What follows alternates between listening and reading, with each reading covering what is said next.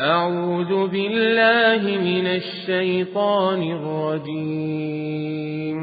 بسم الله الرحمن الرحيم. قد سمع الله قول التي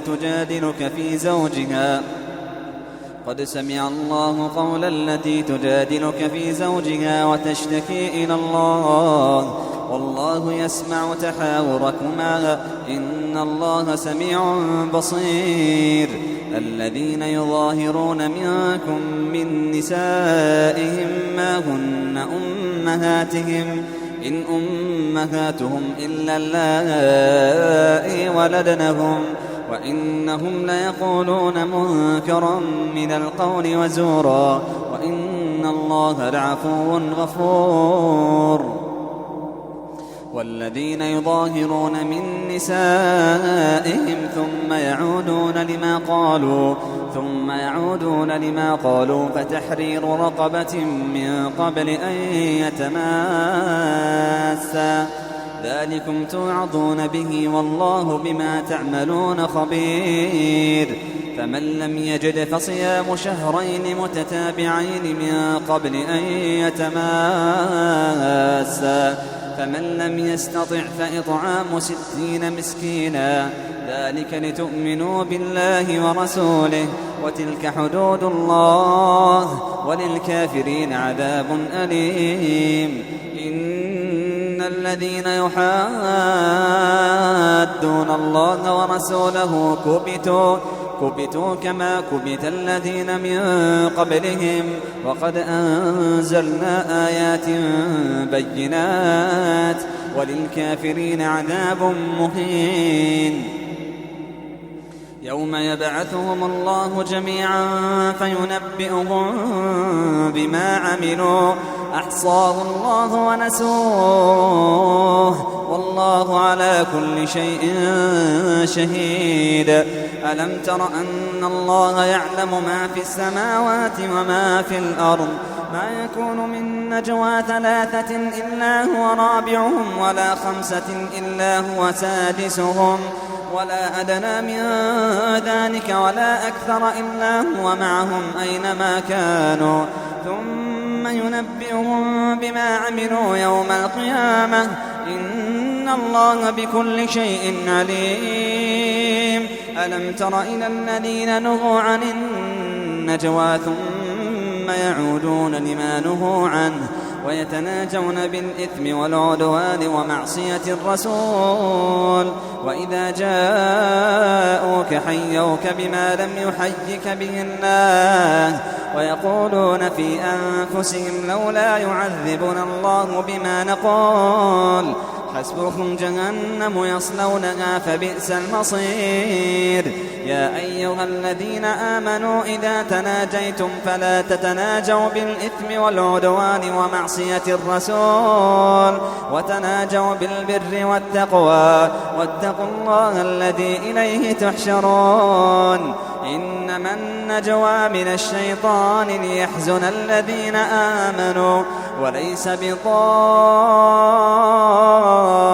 شيئا إلا بإذن الله وعلى الله فليتوكل المؤمنون.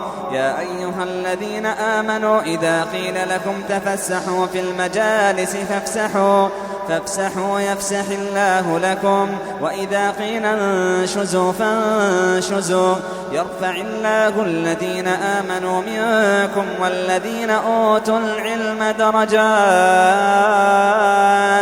والله بما تعملون خبير. يا أيها الذين آمنوا إذا ناجيتم الرسول فقدموا بين يدي نجواكم صدقة ذلك خير لكم وأطهر فإن لم تجدوا فإن الله غفور رحيم. أأشفقتم أن تقدموا بين يدي نجواكم صدقات أأشفقتم أن تقدموا بين يدي نجواكم صدقات فإذ لم تفعلوا وتاب الله عليكم فأقيموا الصلاة وآتوا الزكاة وأطيعوا الله ورسوله والله خبير بما تعملون ألم تر إلى الذين تولوا قوما غضب الله عليهم ما هم منكم ولا منهم ويحلفون على الكذب وهم يعلمون أعد الله لهم عذابا شديدا إنهم ساء ما كانوا يعملون اتخذوا أيمانهم جنة فصدوا عن سبيل الله فلهم عذاب مهين لن تغني عنهم أموالهم ولا أولادهم من الله شيئا أولئك أصحاب النار هم فيها خالدون يوم يبعثهم الله جميعا فيحلفون له كما يحلفون لكم ويحسبون أنهم على شيء ألا إنهم هم الكاذبون استحوذ عليهم الشيطان فأنساهم ذكر الله أولئك حزب الشيطان ألا إن حزب الشيطان هم الخاسرون إن الذين يحادون الله ورسوله أولئك في الأذلين كتب الله لأغلبن أنا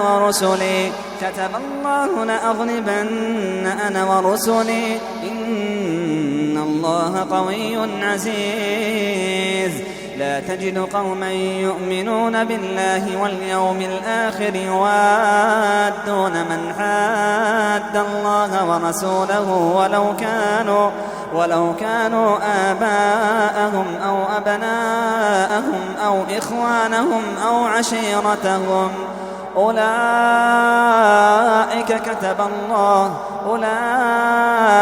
كتب في قلوبهم الإيمان وأيدهم بروح منه ويدخلهم جنات تجري من تحتها الأنهار خالدين فيها رضي الله عنهم ورضوا عنه أولئك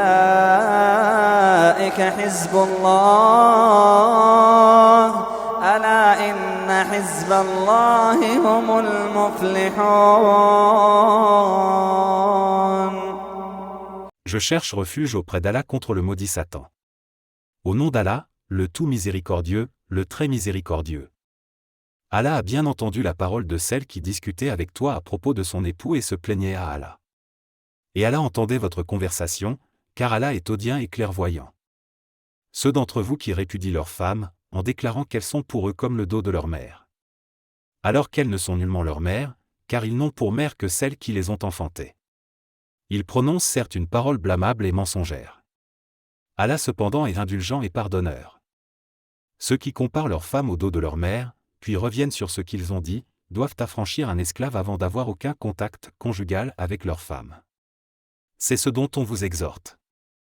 Et Allah est parfaitement connaisseur de ce que vous faites. Mais celui qui n'en trouve pas les moyens doit jeûner alors 2 mois consécutifs avant d'avoir aucun contact conjugal avec sa femme. Mais s'il ne peut le faire non plus, alors qu'il nourrisse 60 pauvres. Cela, pour que vous croyiez en Allah et en son messager. Voilà les limites imposées par Allah. Et les mécréants auront un châtiment douloureux. Ceux qui s'opposent à Allah et à son messager seront culbutés comme furent culbutés leurs devanciers. Nous avons déjà fait descendre des preuves explicites, et les mécréants auront un châtiment avilissant, le jour où Allah les ressuscitera tous, puis les informera de ce qu'ils ont fait. Allah l'a dénombré et ils l'auront oublié. Allah est témoin de toutes choses. Ne vois-tu pas qu'Allah sait ce qui est dans les cieux et sur la terre ? Pas de conversation secrète entre 300 qu'il ne soit leur 4e, ni entre 500 qu'il ne soit leur 6e, ni moins ni plus que cela sans qu'il ne soit avec eux, là où ils se trouvent. Ensuite, il les informera, au jour de la résurrection, de ce qu'ils faisaient, car Allah est omniscient. Ne vois-tu pas ceux à qui les conversations secrètes ont été interdites? Puis, ils retournent à ce qui leur a été interdit, et se concertent pour pécher, transgresser et désobéir au messager. Et quand ils viennent à toi, ils te saluent d'une façon dont Allah ne t'a pas salué, et disant eux-mêmes, pourquoi Allah ne nous châtie pas pour ce que nous disons? L'enfer leur suffira, ou ils brûleront. Et quelle mauvaise destination! Ô vous qui avez cru! Quand vous tenez des conversations secrètes, ne vous concertez pas pour pécher, transgresser et désobéir au messager, mais concertez-vous dans la bonté et la piété. Et craignez Allah vers qui vous serez rassemblés. La conversation secrète n'est que l'œuvre du diable pour attrister ceux qui ont cru. Mais il ne peut leur nuire en rien sans la permission d'Allah. Et c'est en Allah que les croyants doivent placer leur confiance. Ô vous qui avez cru! Quand on vous dit, faites place aux autres dans les assemblées, alors faites place. Allah vous ménagera une place, au paradis, et quand on vous dit de vous lever, levez-vous. Allah élèvera en degrés ceux d'entre vous qui auront cru et ceux qui auront reçu le savoir. Allah est parfaitement connaisseur de ce que vous faites. Ô vous qui avez cru! Quand vous avez un entretien confidentiel avec le messager, faites précéder d'une aumône votre entretien, cela est meilleur pour vous et plus pur. Mais si vous n'en trouvez pas les moyens, alors Allah est pardonneur et très miséricordieux. Appréhendez-vous de faire précéder d'aumône votre entretien? Mais, si vous ne l'avez pas fait et qu'Allah a accueilli votre repentir, alors accomplissez la halte, acquittez l'aumône, azet zaka, et obéissez à Allah et à son messager. Allah est parfaitement connaisseur de ce que vous faites. N'as-tu pas vu ceux qui ont pris pour alliés des gens contre qui Allah s'est courroucé? Ils ne sont ni des vôtres, ni des leurs, et ils jurent mensongèrement, alors qu'ils savent. Allah leur a préparé un dur châtiment. Ce qu'ils faisaient alors était très mauvais. Prenant leur serment comme bouclier, ils obstruent le chemin d'Allah. Ils auront donc un châtiment avilissant. Ni leurs biens, ni leurs enfants ne leur seront d'aucune utilité contre la punition d'Allah. Ce sont les gens du feu où ils demeureront éternellement. Le jour où Allah les ressuscitera tous, ils lui jureront alors comme ils vous jurent à vous-même, pensant s'appuyer sur quelque chose de solide. Mais ce sont eux les menteurs. Le diable les a dominés et leur a fait oublier le rappel d'Allah. Ceux-là sont le parti du diable et c'est le parti du diable qui sont assurément les perdants. Ceux qui s'opposent à Allah et à son messager seront parmi les plus humiliés. Allah a prescrit, assurément, je triompherai, moi ainsi que mes messagers. En vérité Allah est fort et puissant.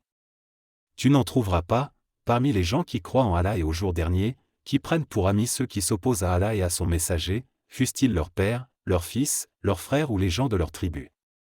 Il a prescrit la foi dans leur cœur et il les a aidés de son secours. Il les fera entrer dans des jardins sous lesquels coulent les ruisseaux, où ils demeureront éternellement. Allah les agrée et il l'agrée. Ceux-là sont le parti d'Allah. Le parti d'Allah est celui de ceux qui réussissent.